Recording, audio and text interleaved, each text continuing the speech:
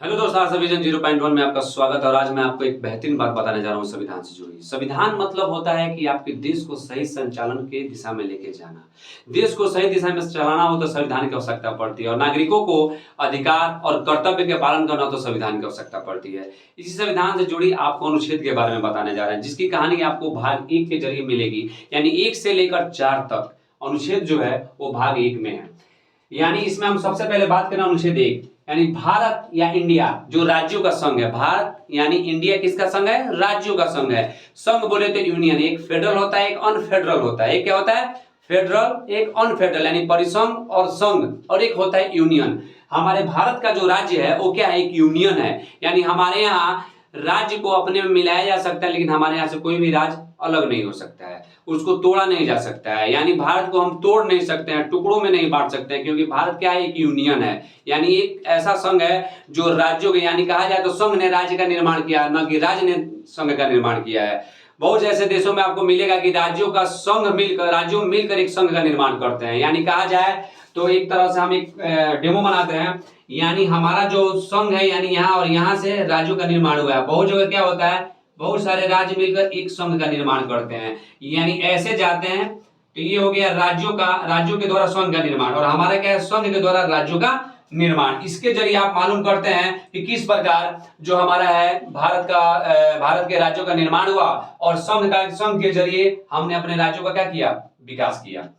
Point आता है कि आखिर संघ क्या? आपका सवाल आएगा कि संघ है क्या, किस प्रकार? तो संघ के जरिए हम यह आशा है जानकारी हासिल करेंगे कि भारत संघ राज्यों के समझौतों का परिणाम नहीं है। यानी भारत में जो संघ है, जो राज्यों के समझौते, राज्य के समझौता के जरिए हमारा संघ का निर्माण नहीं हुआ है। हमारा संघ के निर्माण के जरिए राज्यों का निर्माण हुआ है। यानी आप यहाँ पे क्या जाने कि भारत संघ राज्यों के समझौतों का परिणाम नहीं है। यानी यह लाइन यह कहने का चेष्टा कर रहा है कि राज्य ने संघ का निर्माण नहीं किया है, संघ ने राज्य का निर्माण किया, जिसका मैंने एक छोटा सा डेमो बताया आपको। पॉइंट दूसरा कहता है राज्यों का संघ से अलग होने की प्रक्रिया नहीं है। अगर जो राज्य हमारे संघ से जुड़ जाएंगे वो क्या होंगे? अलग कभी नहीं होंगे। तीसरा पॉइंट कहता है भारत विनाशी राज्यों का अविनाशी संघ है। इसे समझिए, भारत विनाशी राज्य, यानी हम अपने राज्य का विनाश कर सकते हैं, खंडित कर सकते हैं, लेकिन संघ का नहीं। संघ का विनाश कभी नहीं हो सकता है। संघ एक है और संघ एक ही के तहत इतने राज्यों का निर्माण किया गया है। हो सकता है कि हम सारे राज्यों को एक करके संघ का निर्माण, यानी कहा जाए पूरे राज्य को एक कर सकते हैं। जो 28 राज्य आपको दिखाई देता है, हम चाहे तो पूरे राज्यों को एक कर सकते हैं। एक करके क्या करते हैं? उसको बांट नहीं सकते। चाहे तो हम इसको 3-4 टुकड़े में बांट सकते हैं। 28 को हम 29 बना सकते हैं, 29 को हम 30 बना सकते हैं, 30 को हम 35 बना सकते हैं। यह प्रावधान है, न कि आप संघ को तोड़कर 2 संघ बना सकते हैं। 2 संघ बनाने का प्रावधान इसमें नहीं दिया गया है। तो इसके जरिए आप यह जानते हैं कि राज्य का विनाश किया जा सकता है, लेकिन संघ का विनाश नहीं किया जा सकता है। यानी आर्टिकल 1 आपको बताया कि भारत राज्यों का संघ है। पॉइंट नंबर अगला बताता है कि संघ है क्या। तो संघ मतलब होता है भारत संघ राज्यों के समझौता का परिणाम नहीं। हम किसी समझौते के साथ संघ का निर्माण नहीं किए हैं। हमारा जो राज्य है, हम अपने राज्य को अपने अंतर्गत रखे हैं, न कि राज्य से समझौता किए कि तुम रहोगे तो मेरा संघ चलेगा। संघ है तो राज्य चलेगा। ठीक है। अब आता है आर्टिकल 2। आर्टिकल 2 कहता है कि नए राज्यों की प्रवेश एवं स्थापना का अधिकार, नए राज्यों की प्रवेश एवं स्थापना का अधिकार संसद को दिया जाना है। यानी संसद के जरिए आप नए राज्यों का निर्माण कर सकते हैं, उसका प्रवेश करा सकते हैं, उसकी स्थापना कर सकते हैं। ये संसद के जरिए एक विधि बनाई जाएगी, एक नियम के जरिए आप क्या कर सकते हैं? इसका निर्माण कर सकते हैं, उस पर नियंत्रण कर उसका परिवर्तन करके, जिसका प्रमाण आपको देखने को मिला है सिक्किम जैसे राज्यों को। सिक्किम पहले हमारा राज्य नहीं था, लेकिन संविधान में संशोधन कर हमने उसको पहले क्या बनाया? सहराज्य बनाया। फिर उसको क्या दिया? राज्य का दर्जा दिया है, राज्य का दर्जा दिया गया। तो यह इस अनुच्छेद के तहत आता है, अनुच्छेद 2 के तहत। अनुच्छेद 3 कह रहा है यहाँ पे 2, आपने यह जानकारी हासिल की नए राज्यों का प्रवेश।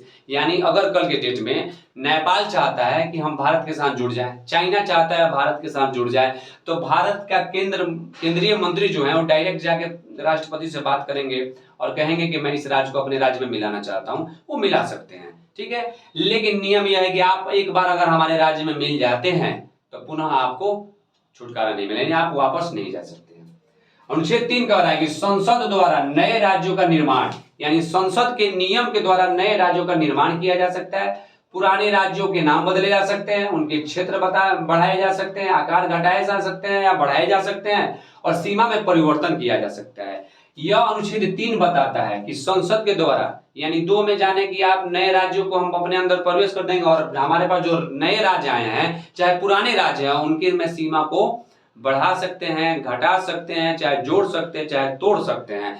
जैसे अगर उत्तर प्रदेश यानी गोपालगंज जो सटा हुआ है आपका उत्तर प्रदेश है, तो कल के डेट में उत्तर प्रदेश को पूर्वांचल में बांट दिया जाए तो गोपालगंज की सीमा को हम उत्तर प्रदेश से जोड़ सकते हैं, यानी एक पूर्वांचल का हिस्सा बना सकते हैं। यानी हम क्षेत्र बढ़ा सकते हैं, क्षेत्र घटा भी सकते हैं।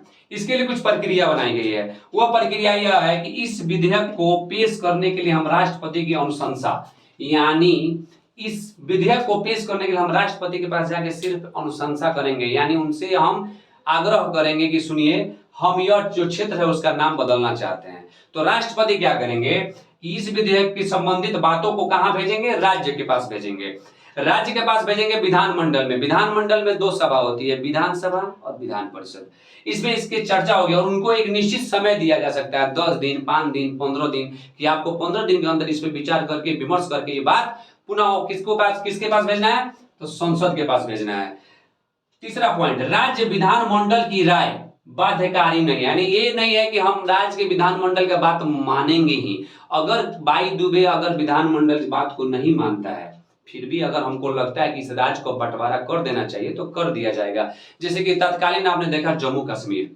जम्मू कश्मीर एक राज्य था जिसको केंद्र शासित प्रदेश में बांटकर एक को लद्दाख बना दिया गया, एक को जम्मू कश्मीर बना दिया गया। तो इसमें होता है क्या है कि हम ये बात राष्ट्रपति को बताएंगे, राष्ट्रपति राज्य को बताएगा। राज्य में विधानमंडल है जिसपे चर्चा होगी, यानी विधेयक 2 जगह जाती है, राज्यसभा और लोकसभा। इसपे बात होगी और औपचारिक रूप से इस पे बात होती है। पॉइंट नंबर 3 कह रहा है, यदि संसद राज्य विधानमंडल की राय जानने के बाद, यानी विधानमंडल ने जो राय दिया है उसके जानने के बाद विधेयक में किसी भी प्रकार का परिवर्तन करते, यानी किसी प्रकार का हम इसमें परिवर्तन करते, तो दोबारा हम आपके पास नहीं भेजेंगे। यानी देखिए क्या कह रहा है, पहले तो हम राष्ट्रपति से बोलेंगे, दूसरा बोल रहा है कि राष्ट्रपति क्या करेगा, इस विधेयक को राज्य के पास विधानमंडल को भेजेगा और विधानमंडल इस पर, विधानमंडल की बात बाध्यकारी नहीं है। विधानमंडल चाहे तो इसमें हाँ बोले चाहे ना बोले, इसका मतलब केंद्र सरकार को नहीं है। सरकार को लगता है कि इसको तोड़ देना है, बांट देना है, तो बांट देगा। और अगर विधानमंडल ने उसमें हाँ ही बोला है तो हाँ बोलने के बाद अगर हमको लगता है कि इसमें कुछ और परिवर्तन करना हो तो केंद्र सरकार बिना इनसे राय लिए, बिना बात किए इसमें परिवर्तन करके उसे लागू कर सकता है। यह प्रक्रिया आपको किस में मिला है? आर्टिकल 3 में। देखिए जानना क्यों जरूरी है, क्योंकि अब आप भारत के नागरिक हो, आपको हर एक अनुच्छेद के बारे में जानकारी हो, खासकर 1 से लेकर 51 तक की अच्छी खासी जानकारी आपके पास होनी चाहिए।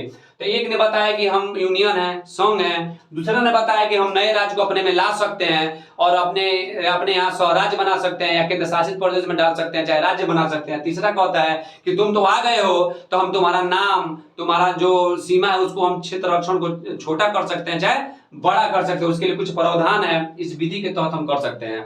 अब कह रहा है आर्टिकल 4, आर्टिकल 4 कह रहा है कि आर्टिकल 2 और 3 जो आपको मैंने बताया है, 2 और 3, एक में नए राज्य को लाना, एक में नाम परिवर्तन करना, तो ये दोनों जो कार्य हैं ये अनुसूची किसमें काम करेगा?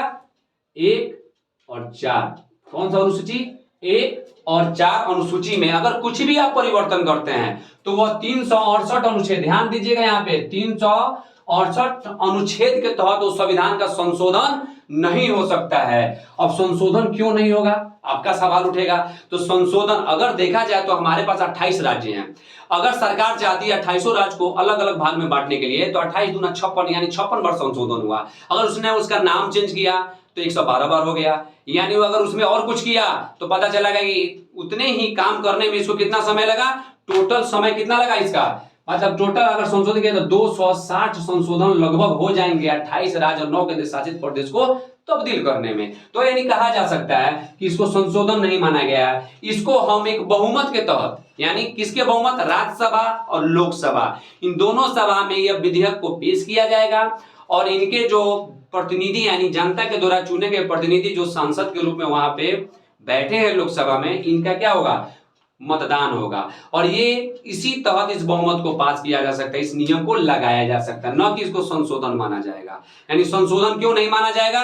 क्योंकि संशोधन मानने का मेरा तात्पर्य अगर संशोधन किया जाता है तो बहुत सारा संशोधन संविधान में हो जाएगा। इसलिए एक प्रावधान रखा गया है आर्टिकल 4 में कि आप कर क्या सकते हैं, आप एक नियम बनाइए, विधेयक बनाइए, उसको लोकसभा को भेजिए, लोकसभा राज्यसभा, राज्यसभा से लोकसभा, इन दोनों में इस पे चर्चा होगी और चर्चा होने के बाद इस पे क्या होगा, विकास होगा। अगर बाई चांस अगर यह विधेयक पास नहीं होता, यानी विपक्ष अगर इस पर सपोर्ट नहीं करती, अगर विपक्ष की पलड़ा भारी है तो यह विधेयक पास नहीं हो सकता है। अगर वही विपक्ष कमजोर है और पक्ष मजबूत है तो यह विधेयक पास किया जा सकता है। तो इस तरह से आपने जानकारी आर्टिकल 1, आर्टिकल 2, आर्टिकल 3 और आर्टिकल 4 और अगले वीडियो में हम आपको बताएंगे आर्टिकल 5। आपको एक एक आर्टिकल के तहत आपको बताएंगे। आर्टिकल 5 में आपको नागरिकता को लेकर जानकारी मिलेगी, जिसके लेकर आपको जानना बहुत आवश्यक है, क्योंकि 5 से लेकर 11 तक हम किस पे चर्चा करेंगे, नागरिकता पर, और भाग 2 होगा।